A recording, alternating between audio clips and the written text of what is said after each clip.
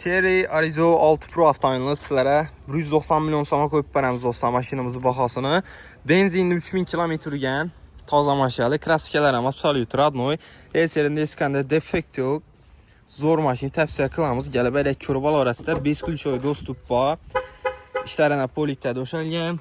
Rullarında cruise control, multimedia, 360 gradus kamera həm mərsəsi var. Kojunli salon boladı maşınımız dostlar. Bəndə üzünə udobni monitorları həm mərsəsi var. Gəlib ələk körübal arasında. Salonları, arkalarında yine podogrifləri, həm mərsəsi işlətdi. Üzün radyo bollarında əli maşın. Cherry Arizo 6 Pro avtomobili. Zor baxada qoyub ərik dostlar maşınımızı baxasını.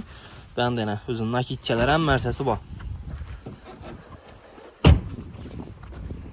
Svet həm, çıraylı svet.